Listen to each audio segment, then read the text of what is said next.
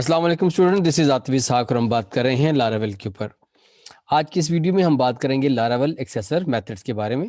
तो पहले बात करते हैं कि एक्सेसर्स हैं क्या, और फिर देखेंगे कि इसको डिफ़ाइन कैसे करना है और इसकी डेफिनेशन के लिए जो कंट्रोलर और मॉडल की ज़रूरत पड़ेगी वो कैसे काम करते हैं।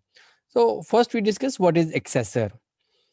एक्सेसर मेथड्स ऐसे मेथड्स हैं जो कि जब हम डेटाबेस के साथ कम्युनिकेट कर रहे होते हैं तो डेटाबेस की वैल्यू को एक्सेस करते वक्त अगर हम उन वैल्यूज़ को मॉडिफाई करना चाहें, मॉडिफिकेशन मींस कि जैसे उसका अपने केस चेंज करना है और तो उस को चेंज केस के साथ वो आपके सामने प्रेजेंट कर देगा।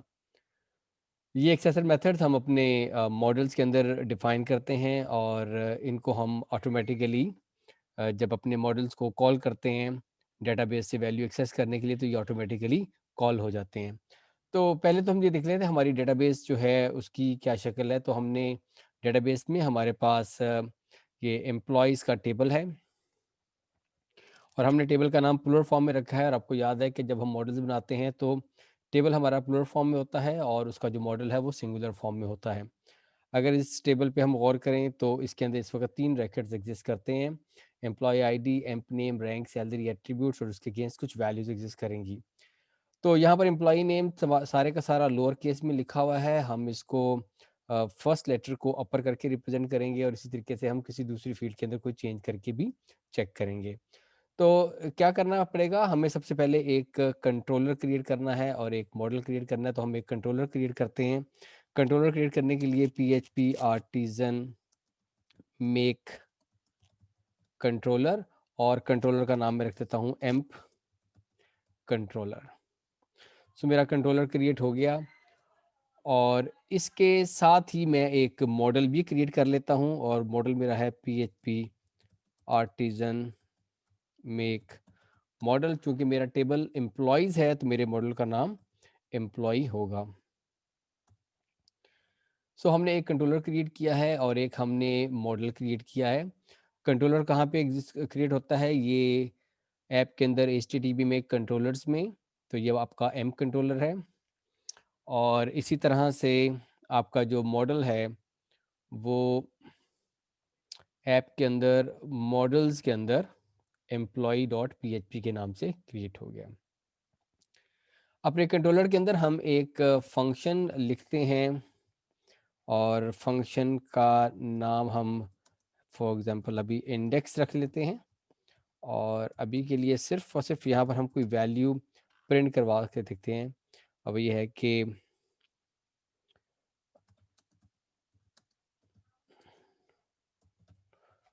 और इस कंट्रोलर के लिए हम राउट भी डिफाइन कर लेते हैं और फिर इस कंट्रोलर में हम मॉडल के साथ इंटरेक्शन करके देखेंगे। तो इस कंट्रोलर को टेस्ट कर लेते हैं। टेस्ट करने के लिए हम अपने राउट्स के फोल्डर में web.php के अंदर आते हैं।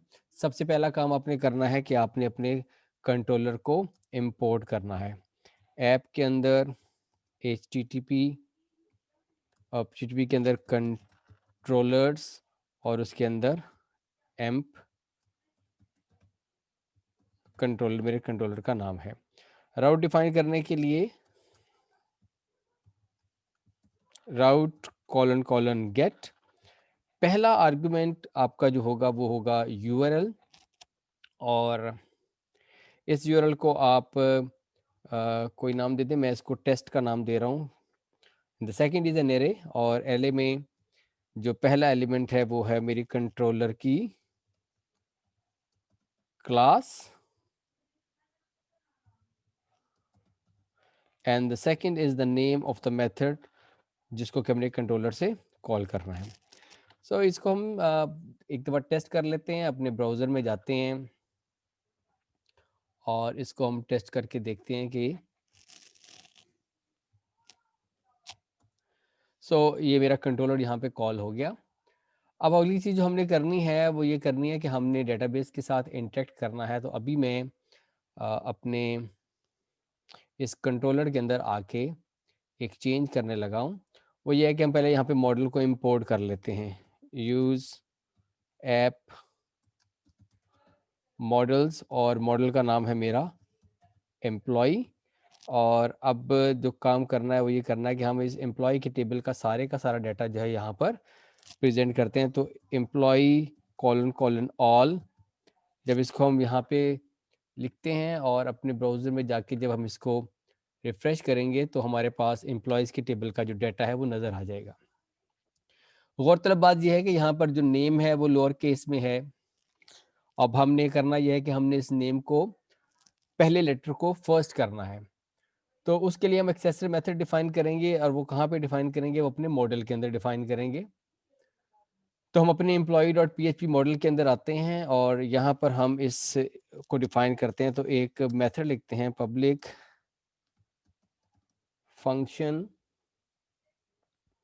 और इसका तरीकाकार ये है कि गेट, और गेट के बाद आपने अपने उस एट्रीब्यूट का नाम लिखना है केस्ड फॉर्म के अंदर। तो मेरा है एम्प अंडरस्कोर नेम, तो मैं इसको एम्प नेम लिखता हूँ और उसके बाद आपने एट्रीब्यूट लिखना है और फिर इसके पैरामीटर के अंदर हम ओरिजिनल वैल्यू को रिसीव करेंगे और फिर मैं इसको रिटर्न कर देता हूँ।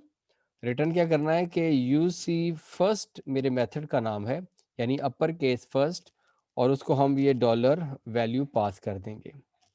अब देखें कि हमने इस फंक्शन को कहीं पे कॉल नहीं किया, लेकिन जब हम इस मॉडल के साथ इंटरेक्ट करते हैं तो ये वाला फंक्शन ऑटोमेटिकली कॉल हो जाएगा।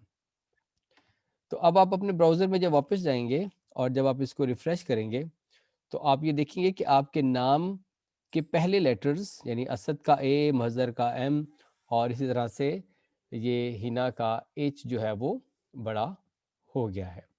सो आपका UC first mean upper case first कर दिया। इसी तरीके से हम एक से ज़्यादा एक्सेसर मेथड्स भी डिफाइन कर सकते हैं। तो मैं एक और मेथड यहाँ पे लिखने जा रहा हूँ, वो है public function get address. Address मेरी डेटाबेस की फील्ड का नाम है, एट्रीब्यूट, और इसको हमने वैल्यू पास की। और आप क्या कर सकते हैं, आप रिटर्न, और यहाँ पे आप पास कर देंगे डॉलर वैल्यू, और वैल्यू के साथ आप कंकैटिनेट कर सकते हैं कोई दूसरी वैल्यू। फॉर एग्जांपल मेरे एड्रेस में सिटी नेम आ रहा है तो उसके साथ मैं कंट्री नेम कंकैटिनेट कर देता हूँ। तो अब जब मैं इसको रिफ्रेश करके एक्सेस करूंगा तो आप देखेंगे कि यहाँ पे जो मेरे सिटी नेम है इनके साथ कंट्री नेम ऑटोमेटिकली आ जाएगा। सो क्या किया है एक्सेसर मेथड ने, डेटाबेस की वैल्यू को एक्सेस करते वक्त उसने उस वैल्यू को चेंज कर दिया। लेकिन इस चीज़ को ज़हन में रखिएगा कि ये वैल्यू सिर्फ और सिर्फ आपकी रिप्रेजेंटेशन के टाइम पे चेंज हो रही है, ये वैल्यू डेटाबेस में एक्चुअली जाके चेंज नहीं हो रही। सो एक्सेसर मेथड ऐसी मेथड है जो आपकी डेटाबेस की वैल्यूज़ को एक्सेस करेंगे और एक्सेस के टाइम पर उसके अंदर जो चेंजेस है आप करना चाहते हैं वो कर देंगे। सो अगर आप ये चाहते हैं कि ये चेंज जो है ये डेटाबेस में सेव भी हो जाए तो उसके लिए हम म्यूटेटर मेथड्स को डिस्कस करेंगे। तो अगली वीडियो के अंदर हम म्यूटेटर मेथड्स को डिस्कस करेंगे। आई होप कि आपको ये बात समझ आई होगी कि किस तरीके से हम एक्सेसर मेथड्स को यूज़ कर सकते हैं। सो कमेंट में आप जो कन्फ्यूजन है उसको ज़रूर लिखिएगा, मैं उन क्वेश्चंस को भी एड्रेस करूँगा। और जो चीज़ें आप मज़ीद देखना चाहते हैं, समझना चाहते हैं, उनके बारे में भी लिखें, मैं उनके बारे में वीडियो आपके साथ शेयर करूँगा। तो thank you very much and bye bye.